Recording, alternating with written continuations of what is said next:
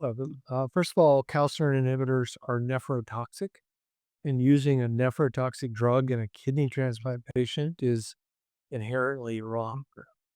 There are a lot of other side effects, though, beyond the nephrotoxicity, including neurotoxicity, in particular tremors or cognitive um, challenges that people have. And it also, calcineurin inhibitors exacerbate diabetes. And there's a lot of people with diabetes or pre-diabetes that get kidney transplants. So all of those side effects are a challenge and continue to be a cumulative challenge over time for patients who stay on these drugs for the rest of their life, such that about 20% of people who are on calcineurin inhibitors for a long time eventually lose their kidney function just because of the drug itself. So the other issue is that these are calcineurin inhibitors have to be given every day, and so the adherence to a drug regimen is harder when you have to give it every day than when you have to give it once a month. And so the thought is that there's probably some benefit from an adherence standpoint with this as well. So those are the big things.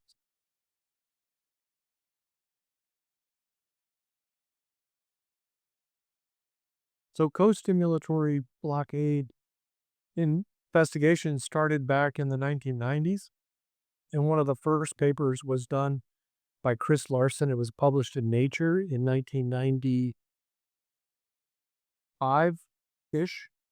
Um, and it used dual co-stimulation blockade in mice and showed that it prevented rejection with just a very short period of treatment of indefinitely. And then shortly after that, my lab did it in monkeys to show that dual co-stimulation blockade worked. The challenge back then was that the two different co-stimulation blockers were owned by different companies. And so they had to go through FDA approval independently before you could start using them together.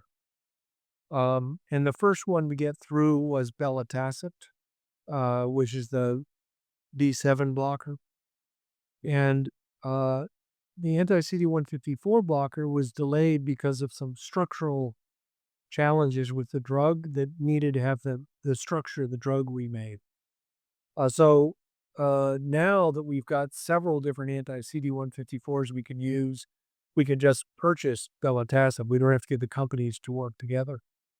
And that allows us to do this study. So even though we knew this would work back in the 1990s, this is the first time we were able to do it in humans.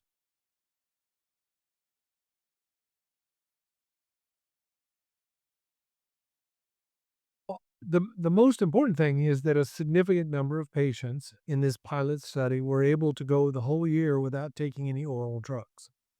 And that's never been done. That all immunosuppressive regimens have involved at least some oral medication every single day. And this just showed for proof of concept that you could do episodic therapy instead of daily therapy. And I think that that's for patients, that's a big plus. If you look at how autoimmune diseases are treated, like multiple sclerosis and psoriasis, things like that, most of those people are now taking a shot of an antibody every month or every 2 months. And it would be great if we could do that with transplant. And in fact, we can. And this is the first study to show that you could do that.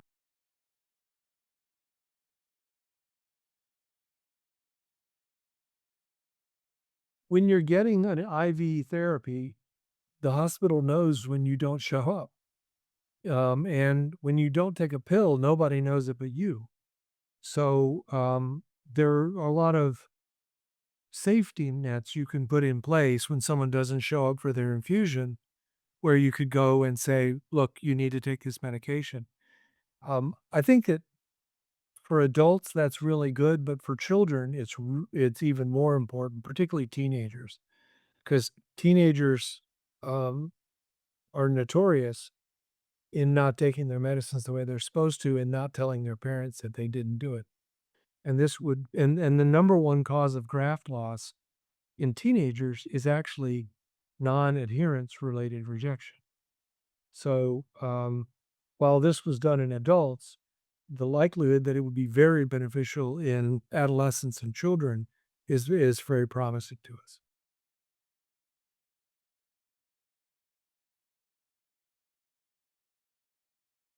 Means that people on this approach need to be monitored carefully early.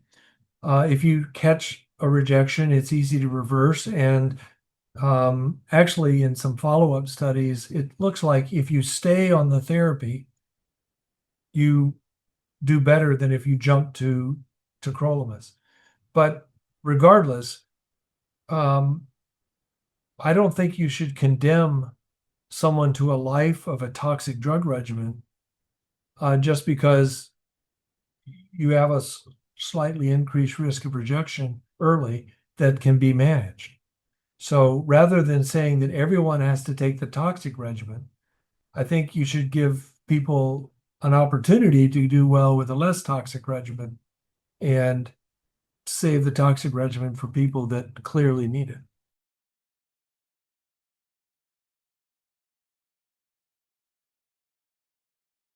But we really want to know who this is going to work for and who it's not. So we need to do a larger study to figure out how to anticipate who might it might work well and who might not. And another question to answer is if you have an early rejection, does that mean you have to come off the therapy or can you just have it treated and go back on therapy? Because most of these rejections don't recur. It's a one-time thing, you get it out of your system and then you're good. And so my guess is that even if you have a higher risk of rejection, most people can long-term stay on the therapy.